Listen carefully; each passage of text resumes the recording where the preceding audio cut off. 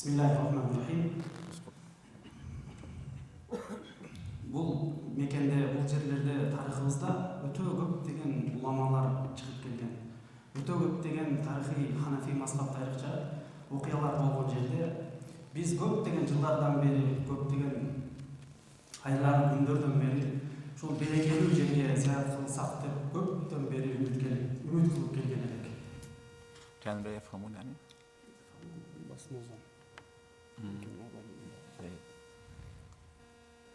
هذه البلاد ما في صوت هنا. هذه البلاد الذي خرج منها مثل الإمام السرخسي وخرج منها مثل قاضي خان، وما زلنا بعد مرور أكثر من 900 سنة نرجع إلى كتبهم ونعتمد عليها ونعتبرها أكبر كتب وأفضل كتب المذهب. бұл өрөндөрдө Кади хан окшогон, имам Саракси окшогон чоң залкар алымдар чыккан. Ошондой эле алардын бизге калтырып кеткен эбегейсиз зор эмгектерди жаздырып калтырып кетишкен. نحن الآن في لقاء مبارك مع أحفاد السرخسي، مع أحفاد قاضي خان، من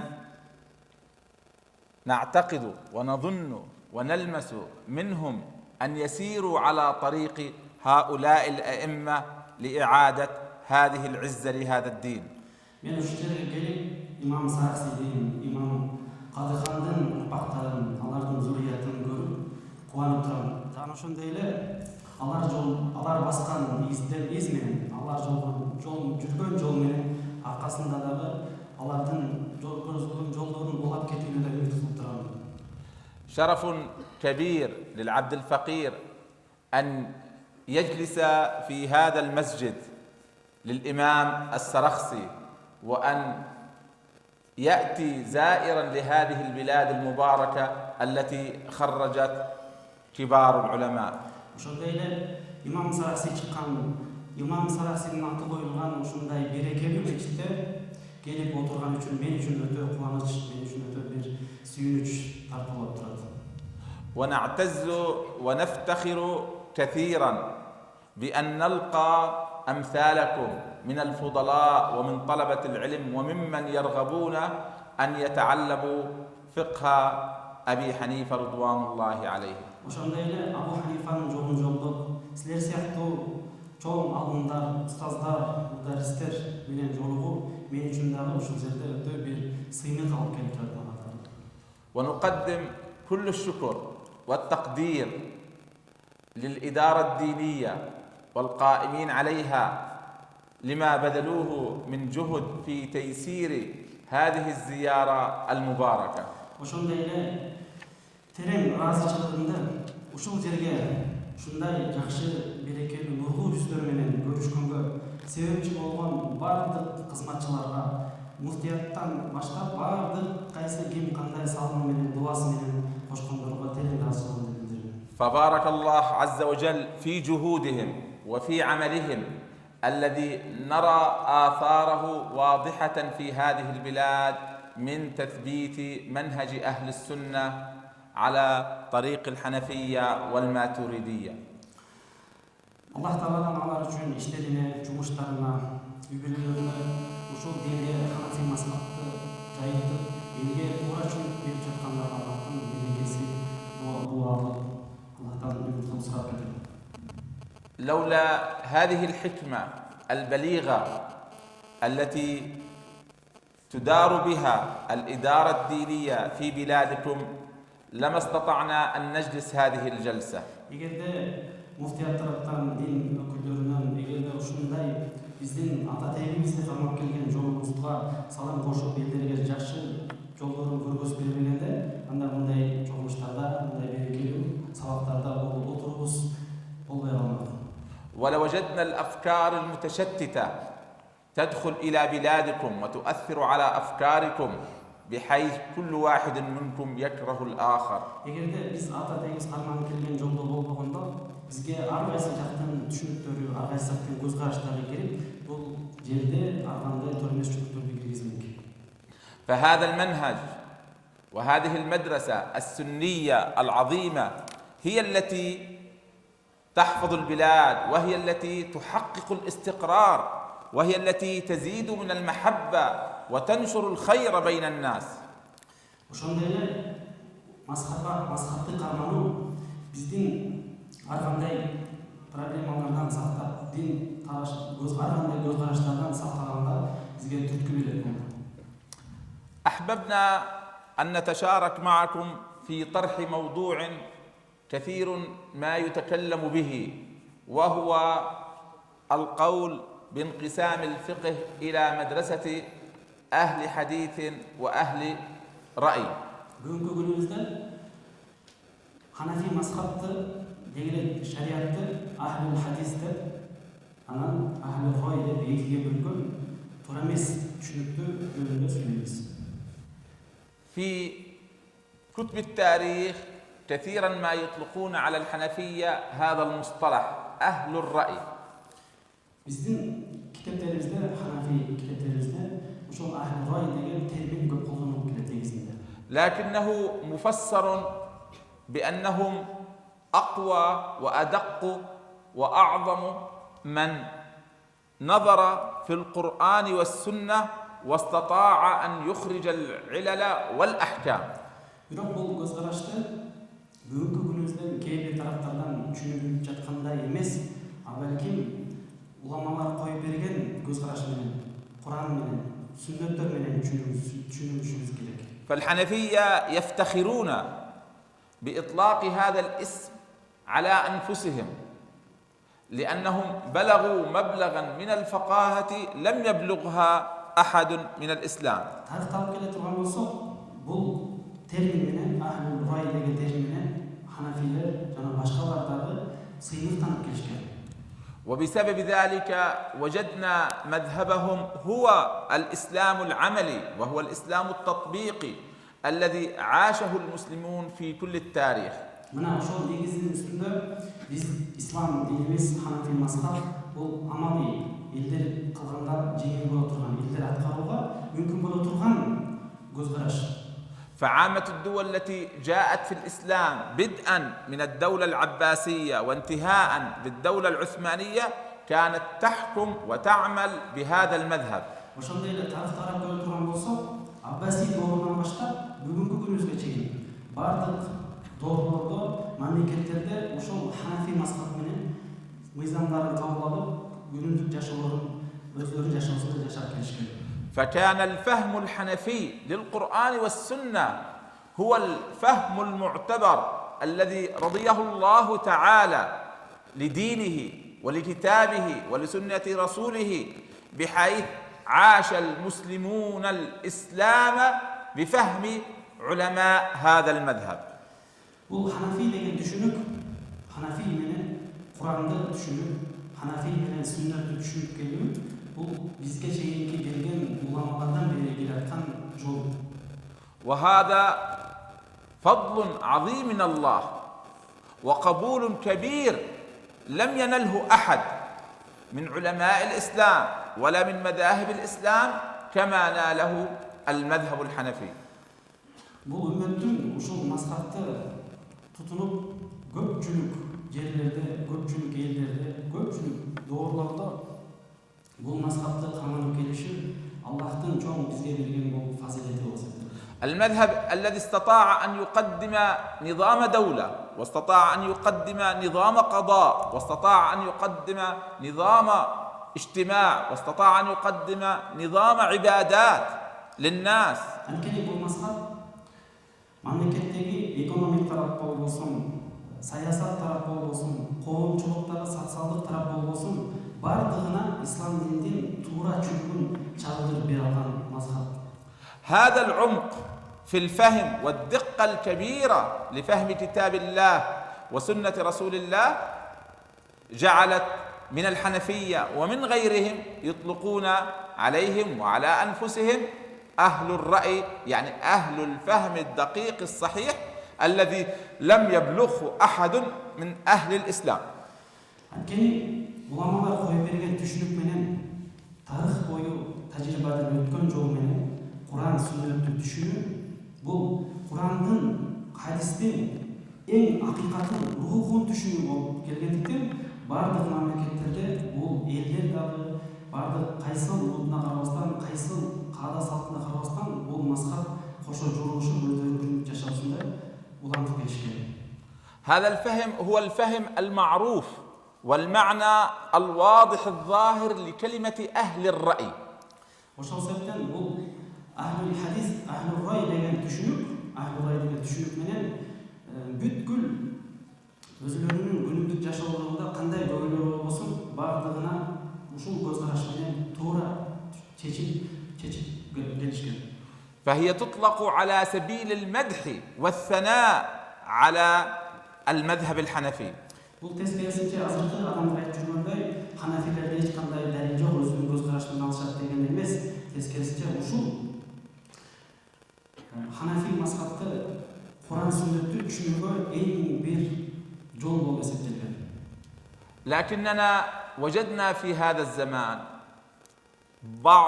وجدنا أن بعض الناس يطلق هذه الكلمة أهل الرأي ويريد بها الذم للمذهب الحنفي.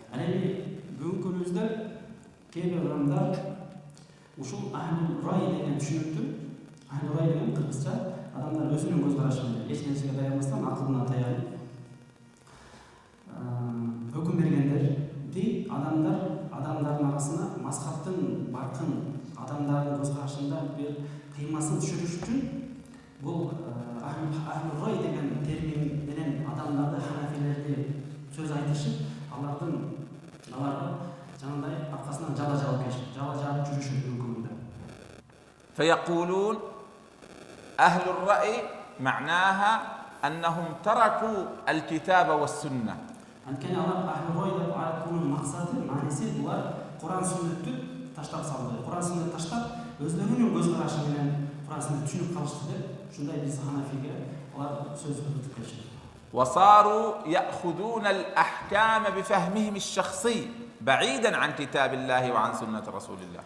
Жана ошол айтуу менен алар өзлөрүнүн көз карашы менен, өзлөрүнүн түшүнүгү менен Куранды, сүннөттү түшүнүп калышты.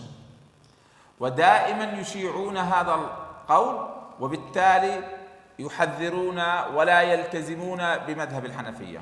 Дайым ханафилерде кайсы маселе болбосун, көпчүлүк маселелеринде далилдери жок, алар ахлул рай, өзүнүн көз карашы менен түшүнүшөт деп, ханафи мазхабтын баркын кабыл алуусун элдердин арасына жашоосун журулушуп киргизүүсүнө терс таасирин берип, тескерисинче ханафи мазхабтан чыгарганга аракет кылып келишет.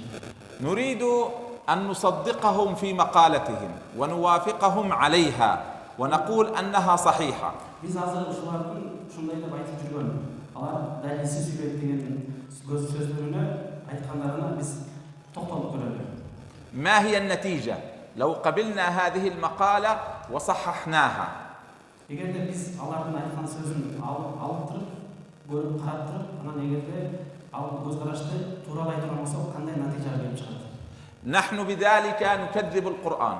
إذا صدقنا هذه المقالة نكذب القرآن. Эгерде биз ахлул рай деп алардын айтканын биз кабыл ала турган болсок, анда натыйжада биз Куранды жалган деген натыйжага келип калабыз. الله عز وجل يقول إنا نحن نزلنا الذكر وإنا له لحافظون. Анткени Аллах Таала Куранда, Куран чындыгында Куранды биз түшүрдүк, жана аны кыяматка чейин биз сактайбыз деп айтат.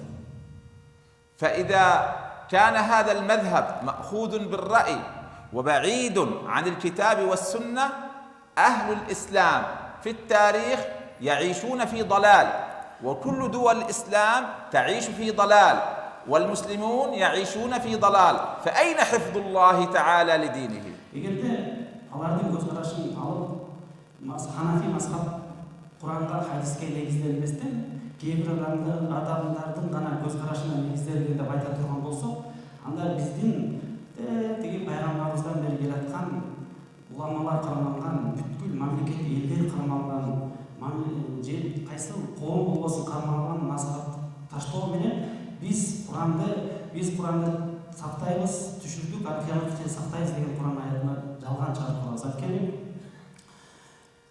ошол Куран бизге сактайбыз деп айткан сактоосу менен бул мазхаб аркылуу сакталып келген. Эгер биз мазхабты кайтара турган болсок, биз Куранга жалганга кайтарган деген маселе келип чыгат. فنحن بهذه المقولة نقع في إشكالية كبيرة لا يمكن أن نجد لها حلا إذا صدقناها. Ошол себептен эгерде биз ушул алар айтып жаткан көз карашын ханафилер өзүнүн Куран хадиске, ошол себептен бир айтып коелу, ахлурой деген дайыр айтылып коюн, ахлурой деп аятка хадистерге негизделген көз карашты алышат деген тухма менен жала жабы менен ханафилер айтып келишет. Эгерде биз ушул алардын сын табуусун бизге кабыл ала турган болсок, анда биздин динибизге өтө бир чоң көйгөйлөрдү алып келет. فنحن بذلك ننتسب إلى أمة ضالة ضائعة. وكيف يمكن لنا أن يكون سند ونسب إلى رسول الله وإلى الإسلام في الصدر الأول بدون طبقات هؤلاء العلماء الذين نقلوا لنا هذا الدين؟ Ахлурой деген алардын айтып жаткан жала жабуусун биз кабыл ала турган болсок, ошолордун туура дей турган болсок, анда бизге чейинки келген үммөттү далал адашкандар. Демек биздин пайгамбарыбыз менен бизге чейин ортобуздагы санат, байланыш үзүлүп калды. Бизге чейинки келген үммөттүн баардыгы адашып калган деген өтө бир коркунучтуу түшүнүк алып келет бизге. إذا صدقنا هذه المقالة كذبنا رسول الله صلى الله عليه وسلم.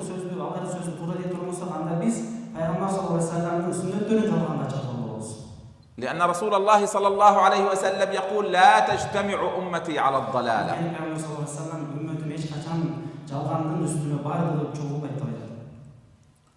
وهذا الحديث بهذا المعنى تواتر. Бұл мутаватир жолмен келген бізге. Бұл хадис мутаватир. Үммөтүм эч качан жалган, бардык үммөт адашып кетпейт дейт Пайгамбарыбыз. Үммөттүн көпчүлүгү эч качан адашпайт деген маанисинде айтылат бұл хадис. وعامة دول المسلمين وعامة المسلمين في التاريخ كانوا على هذا المذهب. Мусулмандардын үммөттүн көпчүлүк бөлүгү, көп биздин заманда да, буга чейин дагы бардыгы ушул ханафи мазхаб менен келишкен. ومن خالفهم من المذاهب الأخرى أقر بصحة هذا المذهب، فالأمة اجتمعت على صحته وعلى صدقه.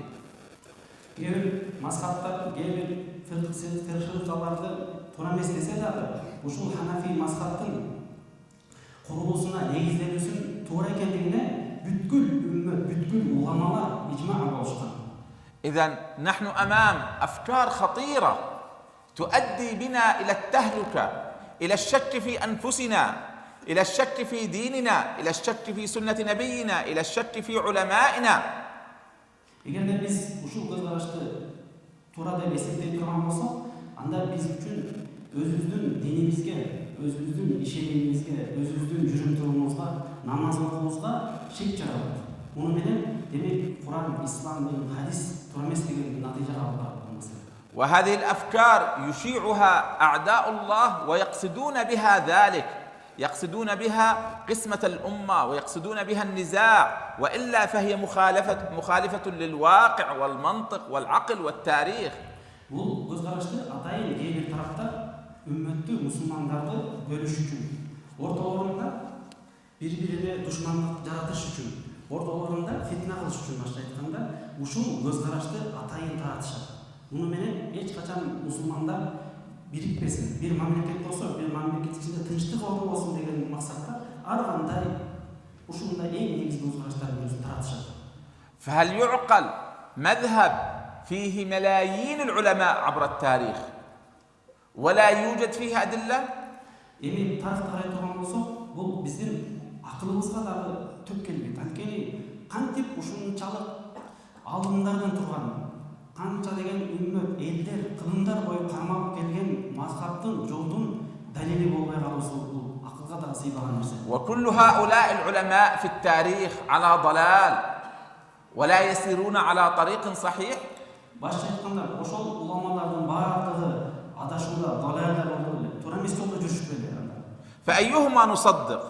نصدق القرآن نصدق السنة، نبينا صلوات الله عليه وسلامه، نقر بالإجماع ونصدق العلماء في التاريخ الذين وافقوا على هذا المذهب ووثقوا به واعتمدوا جميع مسائله. Biz endi kim istешimiz керек? Кейбір адамдардын, кейбір bir üç адамдын сөзүнө же болбосо Куранды ишенебизби? Пайгамбар саллаллаху алейхи вассаламдын айткан хадисине ишенебизби? Уламалардын көргөзгөн жолуна ишенебизби? Же биздин тарыхыбыз ата теңиз карманып келген жолго ишенебизби? أم نصدق أناس لا نعرف من هم، لا ينتسبون إلى علم ولا إلى فهم ولا يفعلون إلا إثارة الفتن ولا يسلكون مسلكا أخلاقيا ولا أدبيا؟ هل نسير وراء هؤلاء ونترك كل هذه الأمة وكل هذا التاريخ؟ Биздин уламаларыбыз белгилүү, китептери белгилүү, уламалардын көргөзүп берген эрежелери, жолдору баардыгы белгилүү, ачык айкын. Анан ушундай ачык айкын күндөй болгон жолду таштап туруп, аты заты билинбеген, таанылбаган, өзлөрүнүн адеп актары менен дагы туура эмес, элге коомчулукка дагы туура эмес жагы менен көргөзгөн адамдардын көз карашын карманабызбы, же биздин өзүбүздүн жогоруда айтып өткөн шарттарга болгон мазхабыбызды карманабызбы? يقولون لنا لماذا نقلد أبا حنيفة؟ Bizga aytishат, emnege Abu Hanifani erişimiz керек, emnege Abu Hanifanın жолунdan алышыбыз керек. لما لا نقلد الصحابة والتابعين رضوان الله عليهم؟ Barızlar bir soru berip жаткан, emnege biz sahabalarda erişibizden, emnege biz tabiinlerde erişibizden Abu Hanifa'nın erişimiz керек деген soru berip. يظنون أن هذا الفقه خرج من أبي حنيفة. Алар бул фикты Abu Hanifa'dan çıktı, Abu Hanifa ойлоп çıktı деп ойлошот. ولا يعلمون أن هذا الفقه أساسه من كتاب الله وسنة رسول الله وفهم الصحابة والتابعين. Анткени алар бул фик Курандан, сүннөттөн, Пайгамбар саллаллаху алейхи вассаламдын хадистеринен чыккан экенин түшүнбөгөндүктөн ушундай көз карашты айтышат. ودائما على سبيل الطرفة والنكتة نقول لهم: هل أبو حنيفة ينتسب إلى المذهب الحنفي أم المذهب الحنفي ينتسب إلى أبي حنيفة؟ Biz daim ошол себептен тамашалап айтып келебиз. Абу Ханифа деп айткан кезде мазхаб Абу Ханифага таандык болобу же Абу Ханифа мазхабка таандык болобу тамашалашып айтып келебиз. الظاهر أن أبا حنيفة هو المنتسب للمذهب، أن المذهب الحنفي هو المنتسب إلى أبي حنيفة، لكن الحقيقة تقول غير ذلك، أن أبا حنيفة ينتسب للمذهب الحنفي. Мындай негизи үстүнө карай турган болсо, мазхаб Абу Ханифага таандык болуп эсептелет. Сыртынан карай турган болсо, бирок чындыгында жакшы инсаптуу көз караш менен карай турган болсо, Абу Ханифа Ханафи мазхабга таандык. فالمذهب الحنفي موجود قبل أبي حنيفة. Анткени Ханафи мазхаб Абу Ханифадан мурун болгон. أعطي أمثلة على ذلك. Мисал берейин. ابن مسعود مؤسس هذا المذهب. Ibn Mas'ud radıyallahu anhu, sahaba radıyallahu anhu, bu mazhabın en negizleyicisi.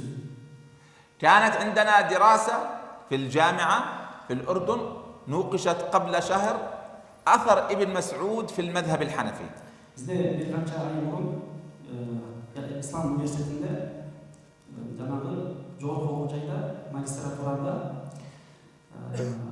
Ibn Mas'ud'un akvallari, göz karashlari boyunca ilmiy emgek boldu. Oşol jerde dissertasiya başlayıpkan. Oşol jerde eng aябай көп bölügü Ibn Mas'ud менен Abu Hanifa'nın göz karashına tölüp kelgenligine natija berip çıktı. فاشتملت على دراسة 500 مسألة من مسائل ابن مسعود. Misal alıp olsa, oşol emgekte Ibn Mas'ud'un 500 göz karaşı aytıldı. 500 söz fatvası başladı. ووصلنا فيها إلى نتيجة أن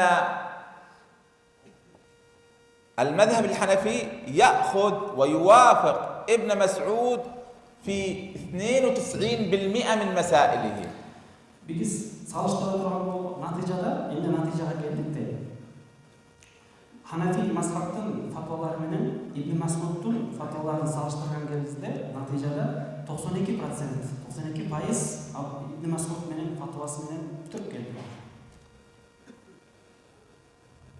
لو نظرنا إلى المسائل المشهورة التي تعرفونها من إخفاء البسملة، من إخفاء التأمين، من عدم رفع اليدين، هذه المسائل التي نستخدمها كثيرا عند الحنفية، هذه كلها منقولة عن ابن مسعود.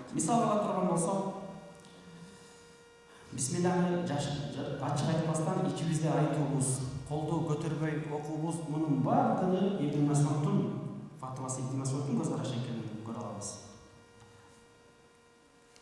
يوجد دراسة أخرى عن إبراهيم النخعي، وهو من كبار التابعين، كان في الكوفة. Ошондой эле дагы бир илимий диссертация болду. Анда Ибрахим Нахаи деген табиийдин анын көз карашын, фатвалары жөнүндө диссертация болду.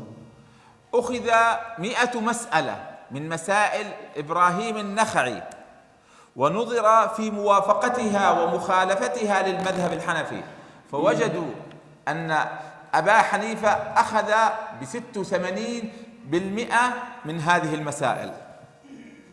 Натыйжасында Ибрахим Нахаидин радиаллаху анху көз карашы, фатвалары менен Ханафи мазхабтын фатваларын салыштырып келген кезде натыйжада 86% дал келди. فلو تأملنا سنجد عامة فقه أبي حنيفة منقول عن كبار الصحابة وكبار التابعين وتابعي التابعين ممن سبقه. Эгерде биз мазхабыбызды далилдерин ынсаптуу терең изилдей турган болсок, анда мазхабыбыздын көпчүлүк маселелери, көпчүлүк далилдери, фатвалары чоң Умар заманында Али заманында окшогон сахабалардын фатваларына негизделгенин көрө алабыз. لذلك نقول كان جهده رضوان الله عليه في تحرير المذهب ونقله وتنقيحه أكثر بكثير من جهده في الاجتهاد في مسائل جديدة فيه. Ошол себептен Ханафи мазхабы Абу Ханифанын өзүнүн мазхабты реттөөдө, ар кандай көз караштардын туурасын таап чыгып элге берүүдө бул өтө чоң бир эмгегесиз зор эмгектерди кылгандыгын көрө алабыз. فالمذهب الحنفي هو مدرسة كبيرة بدأت من رسول الله صلى الله عليه وسلم. Анткени бул Ханафи мектеп бул өтө чоң мектеп. Бул пайгамбар саллаллаху алейхи вассаламдан бери башталган мектеп. وقرر قواعدها وأسسها كبار الصحابة كابن مسعود وهو خامس من أسلم وكان أكثر الصحابة ملازمة لرسول الله. Бул мазхабтын негизделүүчүлөрү 5-чи ислам динин кабыл алган Ибн Мас'уд радиаллаху анху окшогон сахабалар негиздеп, негизги мындайча айтканда биздин фундаментин, негизги эрежелерин бизге түптөп берген. وعلي بن أبي طالب الذي كان له الأثر الكبير البالغ في مذهب الحنفية. Ошондой эле Али радиаллаху анхунун бул мазхабтан түптөлүшүнө өтө чоң эбегейсиз зор бар экендигин көрө алабыз. حتى وجد في الكوفة 70 بدري، 70 صحابي من أهل بدر و1500 صحابي من غيرهم. Жана калса бул мазхабтын негизги таянган далилдерине карай турган болсок, Куфада башталган мазхаб аты катары бирок карай турган болсок 70 бадрийлер. Бадрийлер билесиздер, 300 бадрийдин 70-и Куфада болгон. Бул 70 бадри. Ошондой эле Куфада 1500 сахаба болгон. Ошол 1500 сахаба 70 бадрийлердин газабатка катышкан сахабалар. Ошолордун негизге, ошолор жолго койгон негизге таянылган экенин көрө алабыз. هؤلاء الصحابة الكبار الذين سكنوا في الكوفة كانوا هم الأساس في نقل وتحرير الفهم الصحيح للإسلام لأهل الكوفة. Анткени ошол сахабалар жолдо айтып өткөн 1570 бадрийлер мына ошолор бул мазхабтын түптөлүшүнө, бул мазхабты туура ислам динди, туура пайгамбарыбыздан кандай келсе ошондой жеткирүүгө түптөй турган негизге өтө чоң негиз болуп беришкен. وبالتالي نحن أمام فهم من كبار الصحابة لم يجتمع في بلدة من البلاد كما اجتمع في الكوفة من الصحابة. ошол себептен биздин динге болгон түшүнүгүбүз, биздин ислам исламга болгон түшүнүгүбүз бул сахабалардын түшүнүгү болуп эсептелет. Анткени бул мазхабты негиздегенде сахабалар болуп эсептелет. بعد خلافة سيدنا علي بن أبي طالب انتقل أكثر الصحابة من المدينة إلى الكوفة. Анткени Али ибн Аби Талиб радhiyallahu anhu хилафасынан кийин көпчүлүк сахабалар, көптөгөн сахабалар Куфага көчүп кетишкен. فكانت منارة من منارات الإسلام عندما بقي فيها سيدنا علي بن أبي طالب 4 سنوات وهو يصلي بالناس ويوقظهم لصلاة الفجر ويقضي بينهم. كم نشر فيها من العلم؟ علي رضي الله عنه بيستطاع كوفة دولة خليفة شهر. وشو كوفة علي رضي الله عنه من ötөгөp деген сахабалар барып, ошол жерде диндин булагы, ислам динин рухунун мунарасы ошол жерде башталган. بلدة ومنطقة اجتمع فيها مثل هذا العدد من صحابة رسول الله صلى الله عليه وسلم هي في مأمن من أن لا يكون وصل إليها الإسلام كاملا متكاملا، وصل إليها بفهم الكبار والعظماء من صحابة رسول الله. Ошончо сахабалардын бир мамлекетте Куфада болуусу, демек ал сахабалардын ошол жерде пайгамбарыбыз саллаллаху алейхи ва саллям кандай көргөзүп түшүндүрүп берген болсо ислам динин, ошол жерде ислам диндагы пайгамбарыбыздын түшүндүрүп бергендей экендигине бизге ал сахабалардын болуусу биз үчүн мындай гарантия болуп бере алат. ولعل هذا من أسرار قوة المذهب الحنفي. Балким бул дагы ошончо улуу сахабалардын, чоң сахабалардын, Ибн Масуд ошолдун, Али радhiyallahu anhu сахабалардын ошол жерде түптөлүп, ошол жерде жашоосу, элдерге үйрөтүүсү, балким биздин Ханафи мазхабындагы далилдери, негиздери өтө бийик, өтө күчтүү болгондугуна бизге далил болуп бере алат.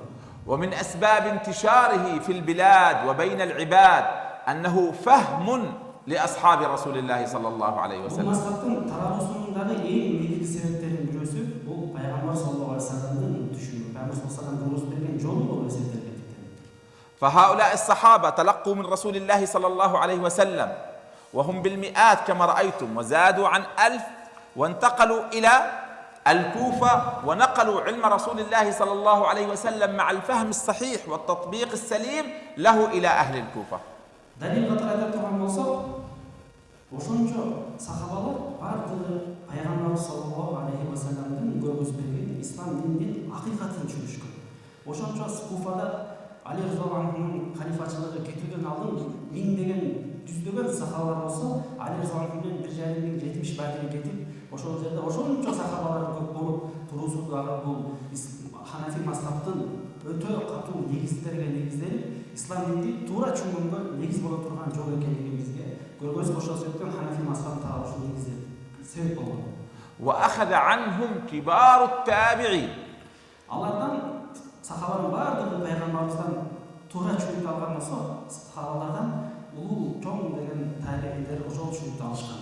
ابن مسعود رضوان الله عليه بقي 10 سنوات في الكوفة لا يشتغل إلا بالتعليم. Ибн Масуд радhiyallahu anhu Куфада 10 жыл бою ислам динди гана, пайгамбарыбыздын түшүнүгүн гана, ислам динди гана түшүндүрүү менен алып болду. Башка эч нерсе менен алып болсом, ушул жолду гана түшүндүрүү менен алып болду. حتى قال ابن جرير الطبري: لا نعلم أحدا من صحابة رسول الله صلى الله عليه وسلم له أصحاب يحفظون مذهبه وفقهه كما لابن مسعود. ابن جرير الطبري فسر جملة بالنسبة ошол айтат. Мен сахабалардан Ибн Масуд сыяктуу өзүнүн шакирттери болгон, анын жолун жолдогон, анын фатваларын жазган, издеген, анын астында өтө көп болгон башка бир дагы сахабалар жок. كان سعيد بن جبير يقول: رحم الله ابن أم عبد قد ملأ كان أصحاب ابن أم عبد سرج هذه القرية. قول سعيد بن المسيب: كان أصحاب ابن أم عبد بن مسعود سرج هذه القرية. Said ibn Jubayr aytkan, Ibn Mas'ud'un okuçuları bu şahardı nurlantıp salgan ekan, jarqıratıp salgan ekan. سيدنا علي بن أبي طالب يقول: رحم الله ابن أم عبد قد ملأ هذه القرية علما. Ali radhiyallahu anh aytkan ekan, Ibn Mas'ud'un laqabı ابن أم عبد. Ibn Abd bolgan. Ibn Umar aytadi, rahimahulloh, Alloh taolaning g'ayri bo'lsin, bu shaharni ilmga to'ldirib salgan ekan. Bardığın ilmga to'ldirib salgan ekan. سيدنا علي بن طالب نقل الخلافة من المدينة إلى الكوفة لأن أهل الكوفة كانوا أكثر استعدادا في فهم استحقاق سيدنا علي لخلافة رسول الله. Ali radhiyallahu anh'ın halifatçılığı Madinadan Kufa'ga geçişinin en negizgi sebeplerinden birisi Kufa eli Peygamber sallallahu aleyhi ve sellem qanday dinni tushungan bo'lsa, o'shanday dengayda tushunishib, Ali radhiyallahu anh'ın o'sha joyga borib, qayra ulantirsinlari negiz bo'lib keldi. O'sha sebepten Ali radhiyallahu anh'ın xilofatchiligi Kufaga ketgan. Keyin Kufa eli Peygamberimizning tushunigi bilan eli ilmlilar to'p o'sha yashab qolgan. ابن مسعود رضوان الله عليه يقول: لا أعلم شيئا إلا وعلقم يعلم. Ibn Mas'ud radhiyallahu anh aytadi, men endi narsani bilmayin, Alqama shakirti bor, Alqama o'shani barib biladi. Men bilgan narsani bardığın Alqama biladi. فكل هذا العلم الموجود عند الصحابة تلقاه كبار التابعين من الشعبي وهو من كبار المحدثين، من إبراهيم النخعي، من علقمة، من مسروق، من الأعمش. أشهر التابعين الذين تعرفون أسماءهم كانوا يعيشون في الكوفة وهم كبار المحدثين لهذه الأمة. Özümüzlerge belgili bolgandayla ulu tabiinler, ulu alımlar, İbrahim Nakha'i sattu, Masruq sattu, Alqama sattu, çoğun alımdın bardığı, alar muhaddis, bardığı taraftan öte çoğun engelin bardığı, şu alımın bardığı, şu Kufa'da boşlar. على هذه الطبقة تلقى أو من هذه الطبقة تلقى أبو حنيفة علم رسول الله وعلم أصحاب رسول الله صلى الله عليه وسلم، تلقى الحديث عن رسول الله صلى الله عليه وسلم بهذا السند من كبار الصحابة بالتواتر ومن كبار التابعين ومع الفهم العملي الصحيح له. Yani Abu Hanife radhiyallahu anhu Kufa eli şunçalık alımlardan topluldu, şunçalık alımlardan tüzüldü. Oşondoy İbrahim Nakha'i oşoğan İbn Mas'ud'un en belirli şekilde İbn Mas'ud, Hasan Basri'dagi İbn Mas'ud'un şagirdlerinden. Oşondoy toptan, oşondoy darajaga alımlardan Abu Hanife alındı deyildi. Oşon to'g'ri tushunib alındı. كان أبو يوسف رضوان الله عليه يقول لأبي حنيفة في المسألة الحديث الفلاني فيقول له: أعلم ولكن لم أجد عمل أصحابنا على هذا. Abu Yusuf radhiyallahu anh aytadi, men bir hadisni bilaman. Biroq o'sha hadisga qaramasdan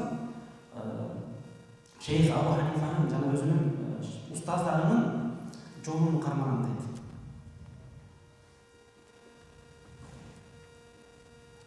عندما نتأمل في هذه المقولة لأبي حنيفة ما معناها؟ أنه عنده نقل عن رسول الله من طبقة التابعين وطبقة الصحابة أن رسول الله فعل الشيء الفلاني لا الشيء الفلاني، فأيهما أقوى، حديث آحاد أو حديث مشهور ومتواتر؟ Antkeni Abu Hanifa bu ilimdi. Peygamber sallallahu aleyhi ve sellem jana başından beri bilgендей sahabalarga yürüp qancha degan mingdegan sahabalar Kufada bo'ldi. Kufada İbrahim Nakha'i o'xshagan cho'ng degan kibar tabiinlar o'sha to'g'ri tushunibdi. Ana Abu Hanifa bu ilmni oldi.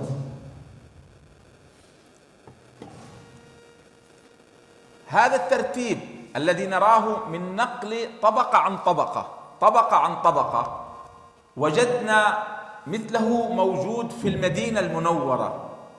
حصل لمالك بن أنس رضوان الله عليه. Бұл сахабалар, миңдеген сахабалар. Алардың бұл Ибрахим Нахаи белгілі болған шәкірттері. Андан ошол сыяктуу өтө көп шәкірттер болған. Ошолордун ең акыркы амалын алып атат. Бир хадис турса дагы ал амалын алып атат. Ошол биздин мазхаб башка айтканда бир сахабалардын, табииндердин эң акыркы кылып жаткан амалын үстүнө куруп атат. Ушул эле көз караш Мадинада Малик имам Маликтин көз карашында ошондой болот. شيخ مالك ربيع الرأي يقول 1000 عن 1000 خير من 1 عن 1. معناها أن ينقل لنا الحدث والرواية عن رسول الله من طبقة إلى طبقة 1000 عن 1000 خير من أن يقول حدثني فلان عن فلان عن فلان قال رسول الله. إمام مالك أستاذ بولغان Рабиат Рой деген ошол айтат, бир жанагы риваяттын санады сепчикасы дейбиз го. Ошол санады бир-бирден айтылып келгенге караганда хадис чоң деген мутаватир жол менен табака ошончо алымдын баардыгы кийинки алымдарга өткөрүп берип атат. Ошончо алымдар кийинки алымдарга өткөрүп берип аткан күчтүү болуп эсептелет, же болбосо жолу келүүсү бир эле жол менен келген көз караш туура эсептелет. فنحن أمام نقل متوارث، نقل متواتر، نقل مشهور فيما فعل النبي وقال النبي صلوات الله عليه وسلم. Ошол себептен биздин мазхабыбыз мутаватир жол менен, мутаварис деген орусча айтканда поколенияден поколенияга келген жол менен, илим. Машхур өтө белгилүү жол менен бизге чейин келип жатат. من أدرك هذه الحقيقة الجميلة التي ذكرتها لكم وهي النقل المدرسي أغنته عن جميع الاستدلال في المسائل الفقهية لأبي حنيفة.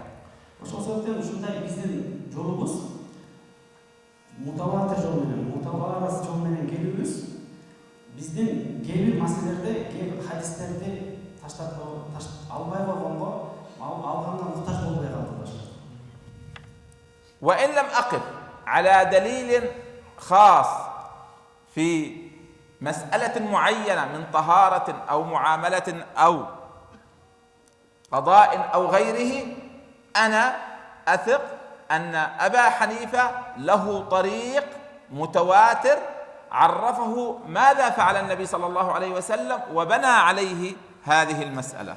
Ошол себептен эгерде мен мазхабымдан бир маселеден далилин таппасам, мен үчүн билбесем, ал мен өзүмдүн билимсиздигим болуп эсептелет. Экинчиден, мен Абу Ханифанын ошол коюп берген нерсесинин аркасында миңдеген далилдер бар экендигине бекем ишенем. Анткени биздин жолубуз жанагындай мутаватир, машхур жол менен келип атат. Мисалы, ал өтө жакшыраак түшүнүк болуш үчүн ушул жердеги бир канча топ адамдар турат. Ушул топ адамдар азыр ушул жерден айтылган сабактарды өзүнүн кийинки топко айтып берсе, ортодо эч качан бир жаңылыштык болбойт. Мына ошондой жол менен алуусу бул мазхабтын өтө күчтүү экендигин далил болот. أخوتي الفضلاء، الوقت ما بين رسول الله صلى الله عليه وسلم وما بين أبي حنيفة ليس بالطويل، لأنه في بعض الروايات أن أبا حنيفة توفي 60 أو ولد 60 هجري، وبالتالي بينه وبين رسول الله 50 سنة. وفي بعض الروايات ولد 71 هجري، فبينه وبين رسول الله فقط 60 سنة.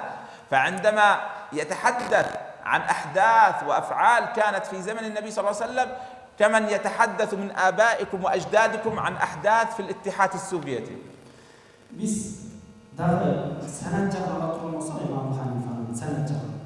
Абу Ханифанын кээ бир риваяттарда 60-жылда төрөлгөн, кээ бир риваяттарда 71-кээ бир риваяттарда 80-жылда төрөлгөн. Эми Абу Ханифанын пайгамбарыбызга жетүүсү өтө жакын болгон. Пайгамбар мындайча айтканда, биз мисалы айтып атат, бул жакта азыр жаш баардык бул жакта турган көбү жаш болуптур. Биздин Советтер Союзунун окуяларын ата-бабабыз айткан сыяктуу эле дейт алар үчүн. Ошондой болгон. Алар Советтер Союзун кантип түшүндүрүп берсе, биз үчүн алар түшүндүрүп берүүбүз, биз себеби алар көргөн адамдардан түшүнгөндөй эле биз аларды түшүнүүгө жеңил болгондуктан өтө жакын дейт.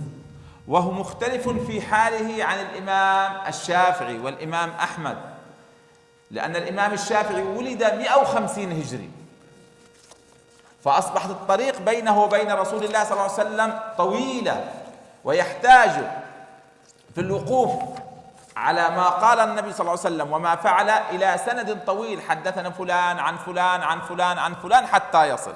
Эми башка маскаттар турган болсок, Шафиилер турган болсок, Шафии менен пайгамбардын доору узап кетти. 150 жылга узап кетти. Ал имам Шафии болсун, имам Ахмед болсун, ошол хадистеринде санаттарда ан паланча деген хадис илминдеги негизге токтолуп калды. Абу Ханифанын санатка муктаж болгон эмес Абу Ханифа.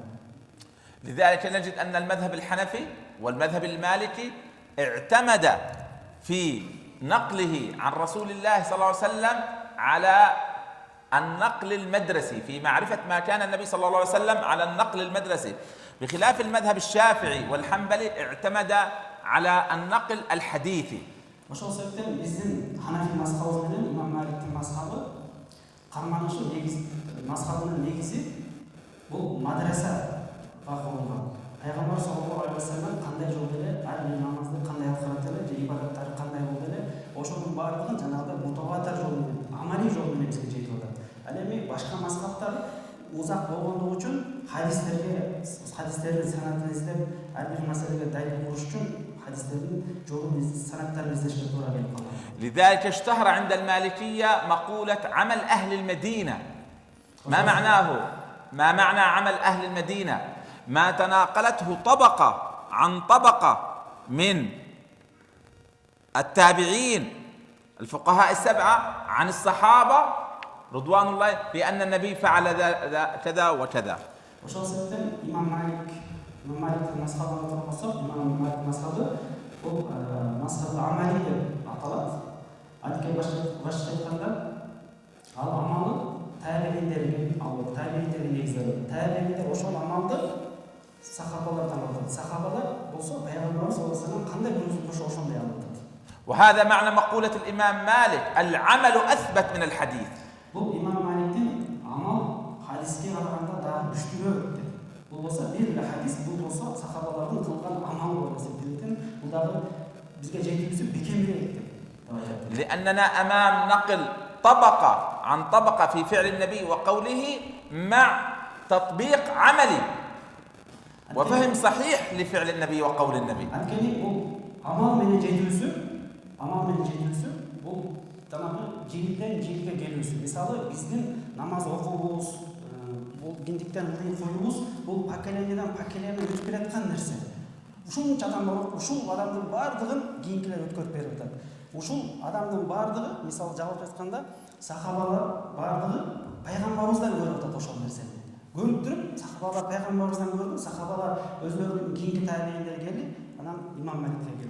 وكان يقوم بهذا النقل كبار الصحابة وكبار التابعين وكبار تابعي التابعين، وبالتالي نحن في مأمن من صحة فهم، بخلاف النقل الآخر بطريق الحديث ينقل رواه وكثير منهم لا يكون من العلماء، فقط هو يحفظ الحديث. Ошол себептен биздин мазхабыбызды кайрылган болсок, кандай амал жолу менен келет. Амал хадис менен эмес. Ошол себептен биздин мазхабыбызга ишенимиздө 100% экендигине гарантия болуп бере алат бул нерсе. Ал кийинки мисалы, ал эми хадисти ала турган болсок, хадис риваят бир адамга айтып атат. Ал риваятчы кылуучулар алым болушу шарт болгон эмес. Балким бир риваят алым болмос, жөн хадис жаттап алып кийинсин айтып берген. Ага караганда амал менен келген бул жол күчтүүрөөк дагы, бекемирээк дагы, пайгамбарыбыздын амалы экендигине дагы көбүрөөк далил болуп бере алат бизге. وهذا ما يسمى النقل الموروث عند السادة الحنفية، وهو نقل طبقة عن طبقة. فإذا نقل أبي حنيفة عن رسول الله كان يعتمد على طبقات من كبار العلماء عندهم فهم كامل للدين، وهي متواترة ومستفيضة، فهو متيقن ومتثبت من أن هذا الشيء فعله رسول الله أو قاله. ошол себептен биз мазхабты дагы мазхаб мурас мазхабы деп айтылат. Башка айтканда, мурастан мурас болуп келе турган мазхаб. Бул мурастан мураска болуп келген нерсе биз үчүн өтө бир жолубузда, намазыбызда бекем кармагыбызга чыгып кетпебизге дагы чоң бир себеп болуп бере алат. أين هذه الحقيقة الواضحة البينة في أن المذهب الحنفي في بنائه اعتمد على نقل موروث متواتر في فعل النبي وقول النبي، فنحن في ثقة كاملة في كل مسائل أبي حنيفة. Дагы айта турган болсом, биздин мазхаб мурастан мураска болуп өтүүсү биздин мазхабыбыздын күчтүүлүгүнө дагы далил болуп бере алат. Күчтүүлүгүнө далил. ولذلك نجد علماء المذهب في التاريخ لا يقدمون قولا على قوله من جهة الاستدلال ومن جهة النقاش لثقتهم الكاملة بكل مسائله وبكل أدلته. Биздин ханафилердин көз карашы негизденүүсү жанагындай мурастан мураска болгон нерсеге негизделип атат. Ошого таянып атат. Ошол себептен биз мындай 100% keskin turda ayta alабыз, биздин мазхабтын ичиндеги ар бир маселеси жанагы мурастан мурас болуп келгендиги. هذه الثقة بهذا المذهب الذي يمثل الإسلام وتطبيق الإسلام وعمل الإسلام ورضيه الله وصار دينا للمسلمين في الأرض، هذه النظرة تعطينا الثقة به وتزيد الطمأنينة والمحبة لهذا الدين والتمسك به. Биздин ар бир мазхабтын ичиндеги көз карашыбыз, фатвалардын баардыгы мурастан мураска өтүп келүүсү биздин динибизге дагы диндин туура бизге жетип келгендигине бизге себеп болуп турат. Бул туура жетүү деген бизге жүрөк ишеним киргенде, ал мазхабыбызды дагы бекемирээк кармаганга, мазхабыбыздын жолунда дагы күчтүү турганга бизге себеп өмөргө болуп берет. أين هي من نظرة غريبة عجيبة لم نسمعها إلا في هذا الزمان. Göz karışlar, geyemeli fatvalar, ular kayaktan çıktı. Kayaktan ular alındı. Tarihimizde belirli olmamız. Hiçbir ulama aytkan emez. Bu kayaktan çıkıyor bu meseleler. أن أهل الرأي لا يوجد عندهم دليل فتفقد ثقتنا بالإسلام وأهله وعلمائه ومذاهبه.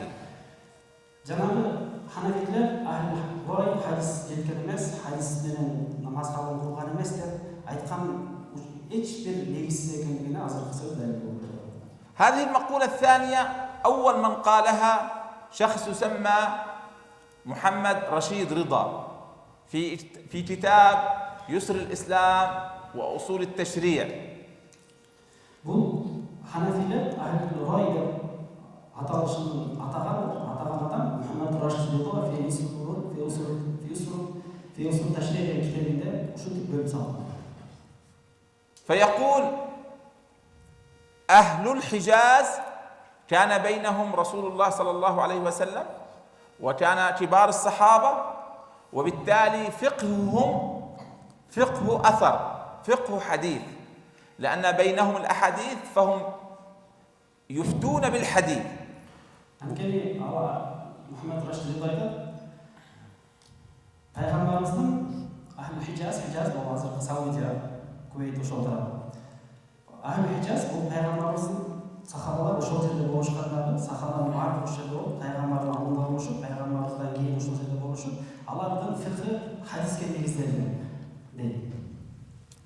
وأهل العراق هم يعيشون في مكان بعيد عن النبوة ولا يوجد بينهم صحابة ولم تصل الأحاديث إليهم فاحتاجوا إلى الإفتاء بعقلهم ورأيهم. Alemi Kufa'ya gelen olursa Kufa'da sahabalar bolğan emas, sahabalar jetken emas, hadisler jetken emas, hadisler az bolğan.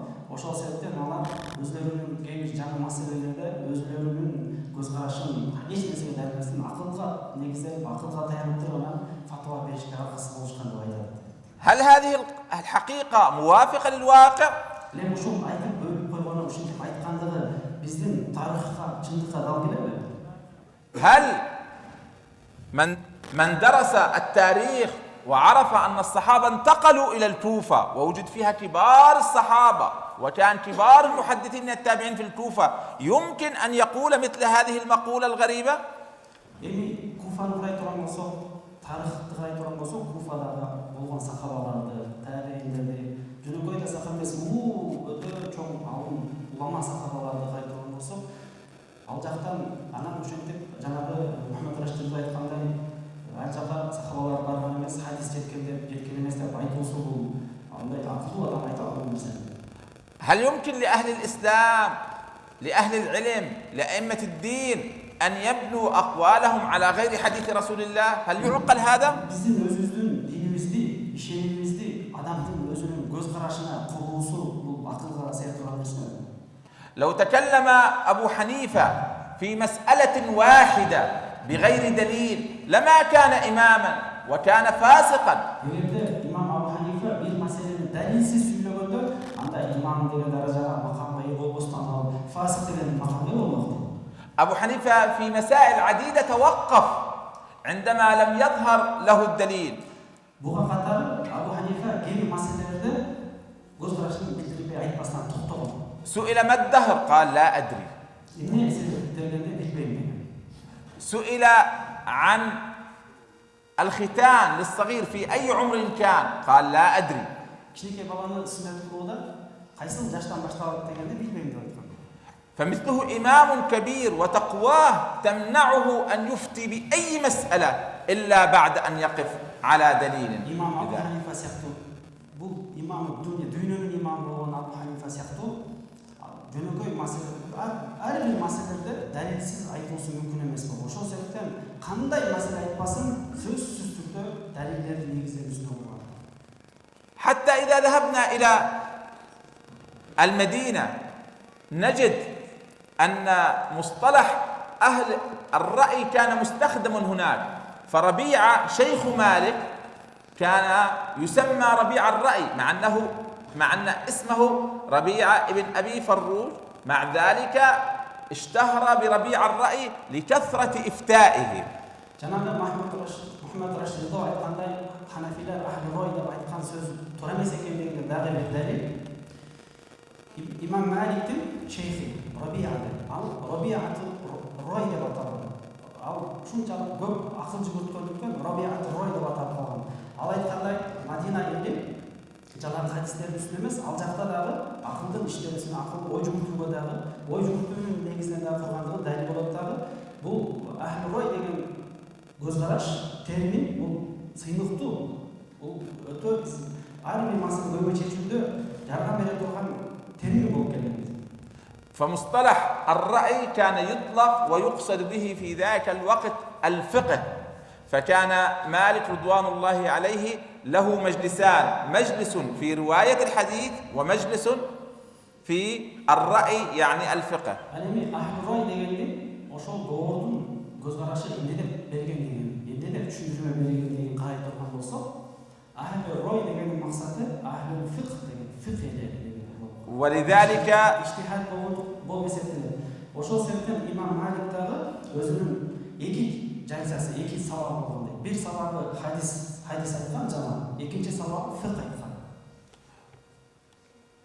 ولذلك نجد أهل التاريخ عندما يترجمون لتلاميذ مالك يقول أصحاب مالك من أهل الحديث، يعني الذين يروون عنه الحديث. أصحاب مالك من أهل الرأي، يعني الذين يروون عنه الفقه. Ошолор алымдар тууралуу өмүр баяндарын жазган эмгектер, китептер карай турган болсо, алар имам Маликтин окуучулары ахли хадис деп да айтышкан. Анткени алар ушул хадисти отургандагы хадисти айтылып дагы экинчисин фикх элери деп. Анткени имам Маликтин экинчи сабагындагы фикх элери деп айтылат. ابن سيرين عندما تكلم عن الكوفة قال وجدت فيها 4000 يطلبون الحديث و400 قد فقهوا. 4000، فمنطقة وبلدة يوجد فيها 4000 لا يوجد فيها حديث. ابن سيرين aytат, Куфага барганында 4000 хадис илимин талап кылып, хадис илимин окуп жаткан окуучуларды көрдүм. 4000. Эми ошондой 4000 окуучу биздин Кыргызстанда 4000 хадисти окуган барбы, жок. 4000 деген ошол доордогу алымдар хадис илимин окуп жаткандыгын көрмөдүм. Эми талаба хадис илим окуп жаткан мамлекетте хадис илим жетпей калыш, хадистер болбой калыш акылга туура келеби? الكوفة والعراق أخوة الفضلاء دونت فيها علوم الإسلام كافة. Куфаны карай турган болсок, Куфада тарыхта ислам дининин бардык илимдери Куфада негизделген. бардык илимдери. فاللغة العربية عندنا مدرستان مشهورتان، مدرسة الكوفة ومدرسة البصرة. Arap tilini ала турган болсок, араб тил белгилүү талабалар бар, устаздар бар. Бизде Куфиндер анан Басриндер деп экиге бөлүшкөн. Ал баардык Куф Иракта болот. والقراءات القرآنية المشهورة السبعة 3 منها في الكوفة و4 في البصرة. Кыраат, кыраат. Ала турган болсок кырааттын көпчүлүгү 7-8 карелер Куфада болот, калгандары башка Мекке, Мадинада болот, Шамда болот. Арбаасы 2-4 Басрада, Куфиндер 4. وأبرز فرق العقيدة في التاريخ وجدت في العراق لأنها كانت عاصمة الإسلام.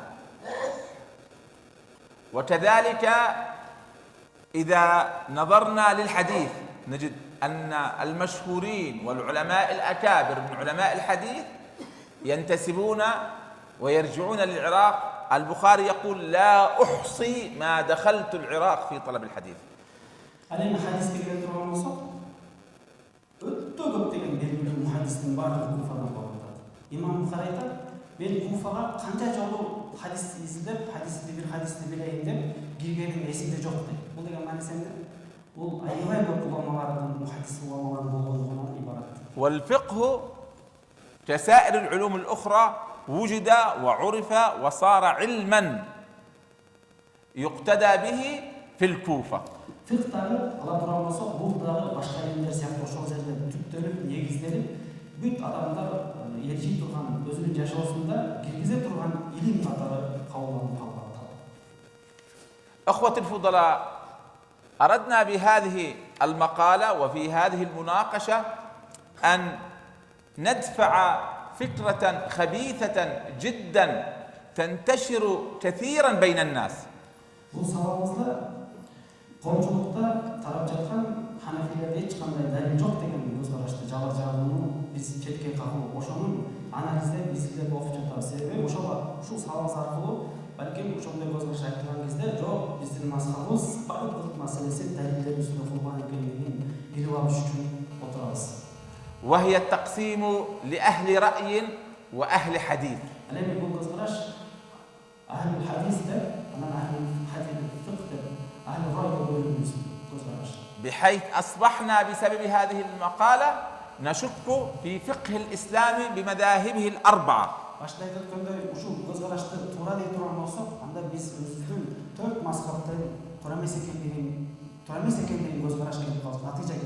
فنقول هؤلاء أهل حديث لا يفهمون في الفقه، وهؤلاء أهل رأي لا يفهمون في الحديث، فسقط اعتبار المذاهب بهذه النظرة الخاطئة.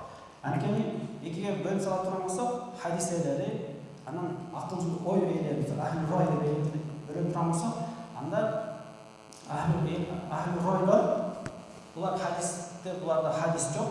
Эгерде хадис элери бар болсок, буларда фикх жок. Демек биз этибар кылган турган эки жолдон изден түшүп калат деген маселе келип чыгат. فأنتم في هذه البلاد في خير كبير وعظيم أن وجد بين أظهركم مثل هذا المذهب الكبير لأبي حنيفة رضوان الله عليه. Ушул мамлекетте ханафи мазхабтын түптөлүп калуусу, элинин каада салты ханафи мазхаб менен журулушуп калуусу бул Аллахтын чоң бул фазилети болуп эсептелет.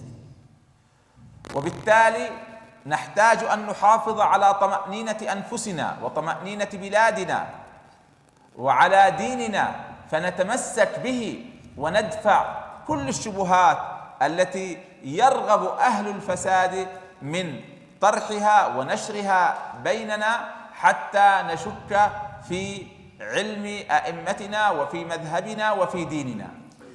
Ошол себептен кээ-бир адамдардын, кээ-бир бузукулардын, элди бөлүп жаруучулардын көз карашын азыркындай бөлүү көз караштарын четке кагып, биз өзүбүздүн мазхабыбызда, өзүбүздүн жолубузда ата-атайыбыз карманып келген жолду бекем карманышыбыз керек. Муну кармануу менен бизге динибизге ишенимибиз бекем болот. Жолубуз да кубатталып калат.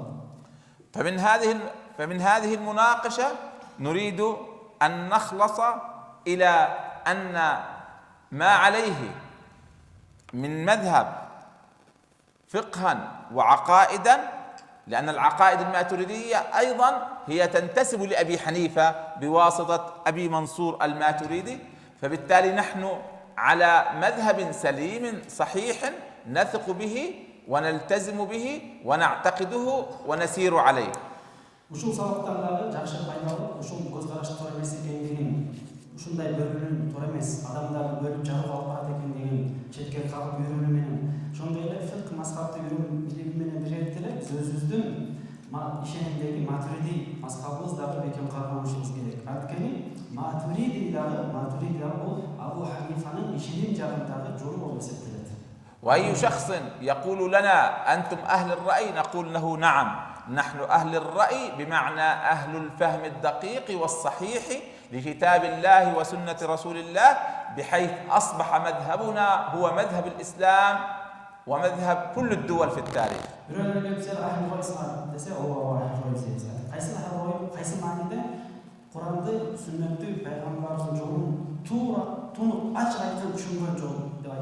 Ошондой эле ушул жол менен бүт үммөт тарых бою карманып келген аталуулар жолу деп айта аласыз.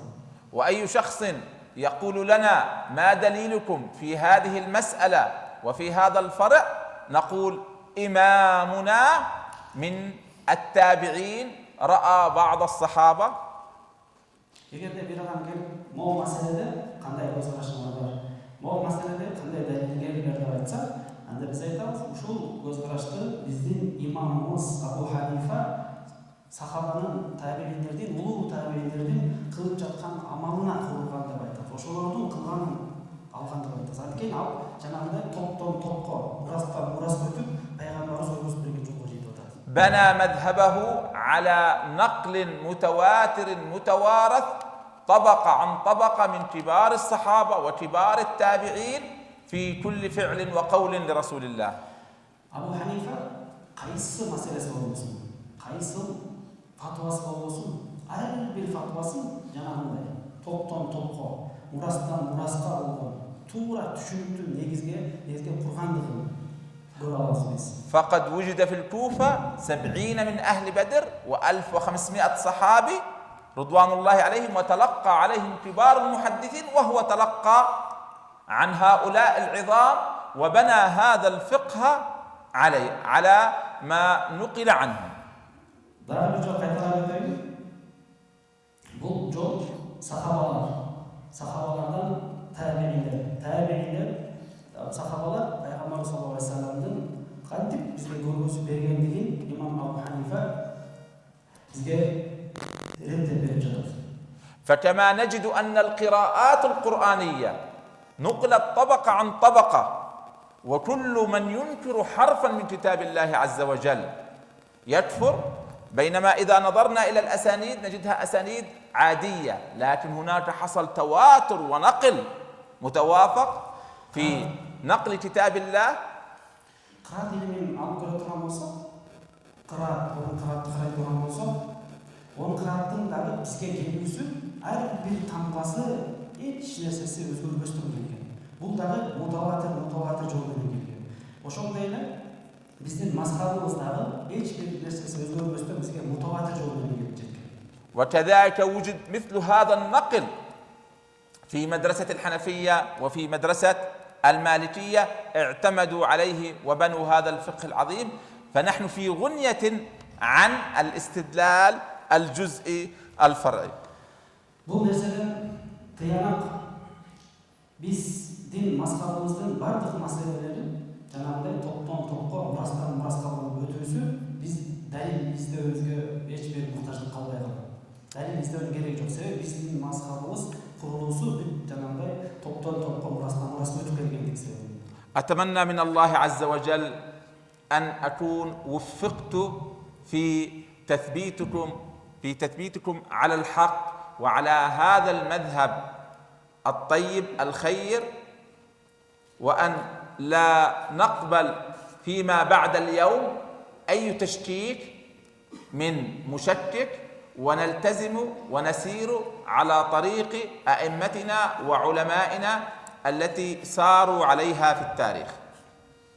الله تعالى ушул сабагыбызда ханафи мазхабтын негизделүүсүн түбүн туура жеткирдим деп Аллахтан үмүт кылам. Ошондой эле кандай шек күмөндөр бизди бөлүүчүлөр болсо аларга кандай жооп беришти көргөз алдым деп Аллахтан үмүт кылам. Аллах Таала аткени биздин жолубуз ата тегибиз кылымдар бою кырманып келген жол болуп эсептелет. Эч бир жөнөкөй бир негизде эмес, илимдин негизинде курулган мазхаб жол болгондуктан бул жолубузда мазхабыбызда эч кандай мындай кыбын дагы шек күмөн жок деп жүрөгүбүзгө киргизип ошо менен жашообузду улантышыбыз керек. بارك الله فيكم. نستقبل منكم بعض الأسئلة لمن أراد أن يستفسر أو يسأل في أي شيء أراد.